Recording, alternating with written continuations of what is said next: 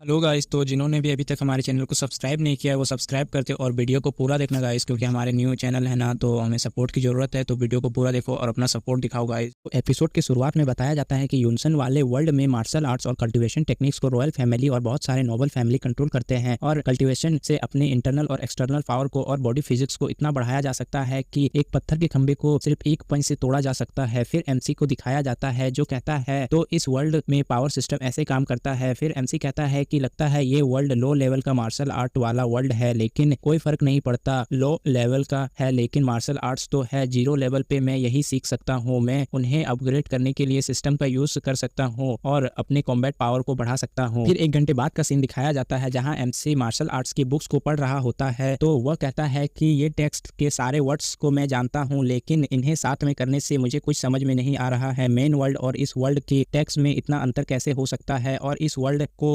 के जी यांग बिल्कुल अज्ञानी है। फिर एमसी उस लाइब्रेरी से निकलते हुए सोच रहा होता है कि उन बुक्स के अलावा कोई ऐसा रास्ता ढूंढना होगा जिससे मैं समझ सकता हूँ और मार्शल आर्ट सीख सकता हूँ। गॉड मुझे मारना चाहते हैं। तभी वहाँ एक आदमी आता है और एमसी से कहता है कि मास्टर, आपको लॉर्ड ने रिसेप्शन हॉल में मिलने के लिए बुलाया है। तो एमसी कहता है मैं जानता हूँ, और जाते जाते एमसी सोच रहा होता है कि अब ये क्वेस्ट पूरा करने का सवाल नहीं है, अब ये जिंदा रहने का सवाल है। प्रेजेंट में सिर्फ मेरी सोल ही इस बॉडी में आई है, तो मतलब ये होता है कि ये बॉडी पावरलेस है। नहीं तो मैं अपने गो यांग गैंग को प्रैक्टिस करता और पैन वी के कुछ मूव्स को एक्सचेंज कर लेता। तभी सिस्टम कहता है कि एमसी इस बॉडी में उस स्किल को यूज नहीं कर सकता है। तभी 2 लोगों को दिखाया जाता है जो कह रहे होते हैं कि लॉर्ड ने कल पैन वी को डिफीट कर दिया, लेकिन वो सब खत्म करने के लिए 1 महीने में आएगा। फिर सीन चेंज होता है और कुछ लोगों को दिखाया जाता है जो सिटी लॉर्ड से मिलने के लिए आए होते हैं, लेकिन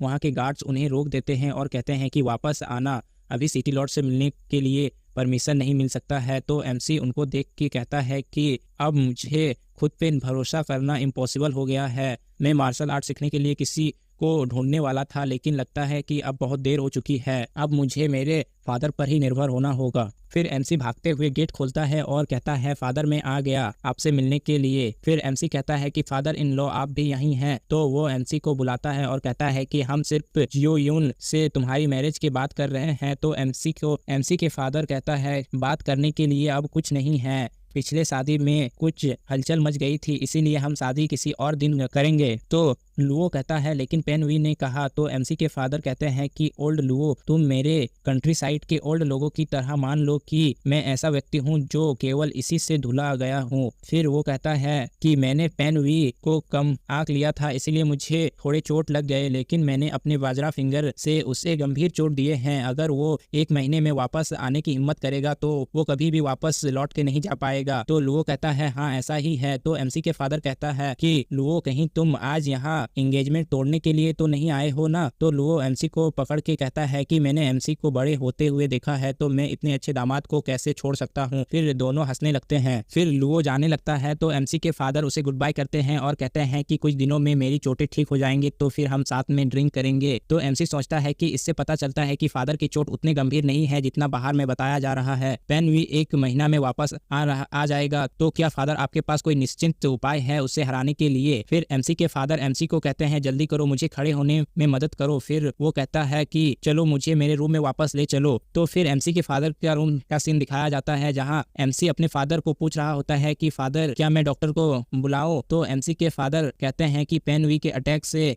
मेरा हार्ट मिनरल्स डैमेज हो गया है और मेरा मार्शल आर्ट्स पावर भी डिस्ट्रॉय हो चुका है, जिससे कि मेरे पास कम से कम 3 दिन बचा है। फिर एमसी के फादर कहते हैं कि मेरे मरने के बाद तुम्हारा फादर इन लॉ भी पेन वी के साइड लेने के लिए हमारी फैमिली पे अटैक करेगा। और एमसी के फादर एमसी को आज रात भागने के लिए बोल रहे होते हैं और उसे एक सीक्रेट रोड से भागने के लिए बोल रहे होते हैं जो कि एक माउंटेन के पीछे होता है, और साथ में एमसी को एक जेड टेबल भी दे रहे होते हैं जो कि जी फैमिली की सीक्रेट होती है। और कहता है कि तुम जैसे ही इस मैजिकल जेड को पकड़ोगे तो तुमको लगेगा कि तुम अपने माइंड के अंदर इस स्किल को सीख लोगे, लेकिन तुम जैसे ही 10 वर्ड्स को सीखोगे तो ये अपने आप ही रुक जाएगा। फिर वो कहता है कि कई पीढ़ियों ने कोशिश की लेकिन जेड की रहस्य को सुलझा नहीं सका। हालांकि पहले की 10 वर्ड्स से जी फैमिली ने बाजरा फिंगर टेक्निक को सीख लिया, जिससे कि जी फैमिली आज यहाँ पे है। अब मेरी बारी है कि मैं इस जेड को तुम्हें सौंप दूं। फिर एमसी उस जेड टेबल को ले लेता है तो सिस्टम कहता है कि तुमने एक इमोर्टल इनहेरिटेंस मेथड को डिस्कवर कर लिया है, इस जेड टेबल को एक बार यूज कर सकते हो। फिर सिस्टम उस जेड टेबल के बारे में बताने लगता है, तो तुम चाहो तो वीडियो को पॉज करके पढ़ सकते हो। और एमसी को एक